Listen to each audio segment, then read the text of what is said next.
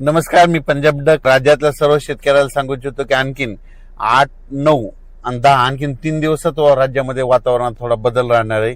बदलीचं वातावरण राहणार आहे आणि तुरळक भागात दुपारनंतर 4च्या नंतर पावसाच्या परिस्थिती निर्माण होणार आहे.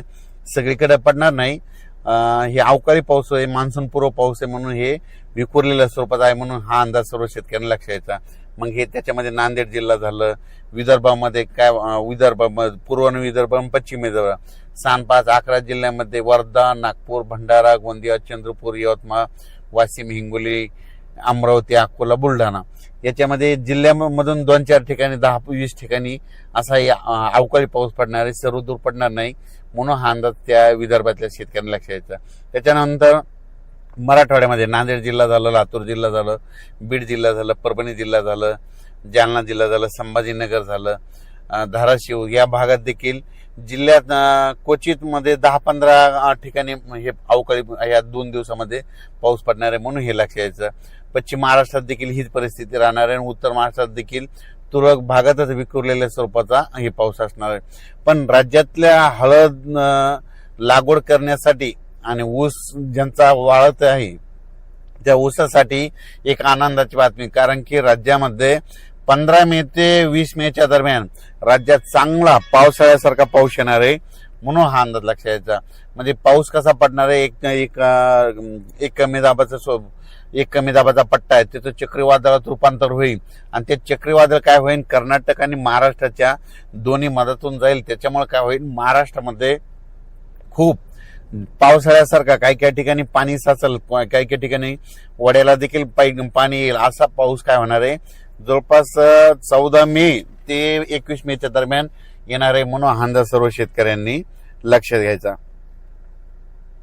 मग सांगायचं झालं तर नाही, हे पाऊस पूर्व विदर्भ, पश्चिम विदर्भ आणि त्या नेमकं पूर्व आणि पश्चिम विदर्भामध्ये शेतकऱ्याचे हळदी शिजवायले, तर त्यांना सुद्धा सांगू इच्छितो की तुम्ही काय करा, जवळपास 14 मे पर्यंत तुम्ही तुमच्या हळदी काढून झाकून ठेवा, कारण की 15 ते 20च्या दरम्यान चांगला पावसाळ्यासारखा पाऊस विदर्भात पडणार आहे, म्हणून हे लक्षात यायचं.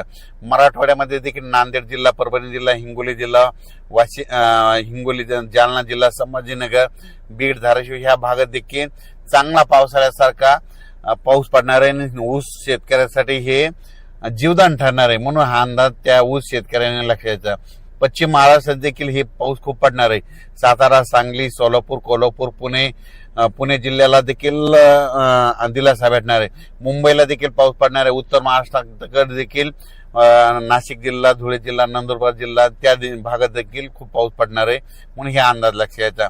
म्हणजे सांगायचं झालं तर 14 मे पासूनच काही भागामध्ये थोडी बदल व्हायला सुरुवात होईल.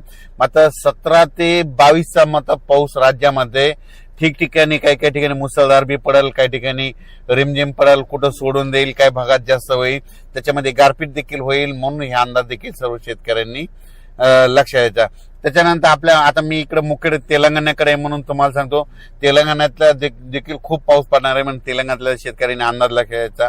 कर्नाटककडे भागाच्या बाजूला असल्यामुळं कर्नाटकच्या देखील शेतकऱ्यांनी अंदाज लक्षात यायचा. तुमच्याकडे देखील म्हणजे जवळपास 14 मे ते 22 मेचा पाऊस कर्नाटक आणि तेलंगणा खूप पावसाळ्याच्या पेक्षा जास्त पडणार आहे, म्हणून हे अंदाज लक्षात यायचा. म्हणजे सांगायचं झालं तर कर्नाटक झालं, तेलंगणा झालं, महाराष्ट्रामध्ये जवळपास 14 मे पासून ते 22 मेच्या दरम्यान मान्सून पूर्व पाऊस चांगला पडणार आहे. आणि आजच्यानं तुम्हाला सांगू इच्छितो, पाऊस कंप्लीट 30 दिवस राहिलेला आहे, म्हणून शेतकऱ्यांनी शेतीचे कामे करून घ्या. आणि तुम्हाला सांगतो, मान्सूनसाठी सगळ्यात महत्वाची आनंदाची बातमी म्हणजे मान्सूनसाठी जवळपास पोषक वातावरण सगळं तयार झालंय. जवळपास ह्या 13 मे ते 17 मेच्या दरम्यान मान्सून अंदमान बेटावर येणार आहे आणि तिथून कंप्लीट 20 दिवसाला कंप्लीट आपल्या महाराष्ट्रामध्ये येतं. म्हणजे 10 दिवस ते 10 दिवस म्हणजे 7 जून पर्यंत महाराष्ट्रात मान्सून दाखल होऊ शकतो, म्हणून सर्वप्रथम ही शेतकऱ्यांसाठी आनंदाची बी. पण 14 मे ते 22 मेच्या दरम्यान राज्यामध्ये हे जे अवकाळी पाऊस येईल त्याच्यामध्ये विजाचं प्रमाण जास्त आहे, म्हणून शेतकऱ्यांनी झाडाखाली थांबू नये, नारळाच्या झाडाखाली उभं राहू नये, आंब्याच्या झाडाखाली थांबू नये, कारण की याच्यामध्ये विजाचं देखील प्रमाण जास्त आहे.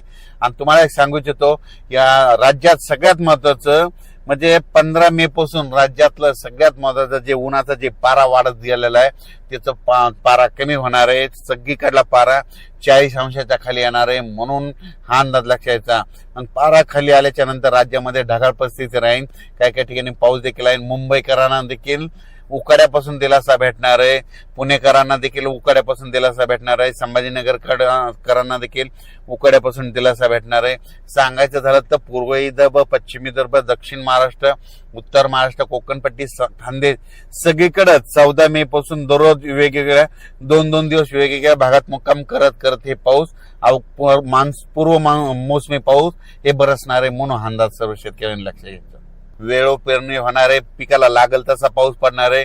मात्र सप्टेंबर ऑक्टोबर मात्र परतीचा पाऊस मात्र राज्यात धुमाकूळ घालणार आहे, म्हणजे अतिवृष्टी होईल म्हणजे सप्टेंबर ऑक्टोबर मध्ये, म्हणून हे देखील सर्व शेतकऱ्यांनी लक्षात घ्यायचं. परतीचा पाऊस चांगला पडत असल्यामुळे रब्बी चांगला येणार आहे.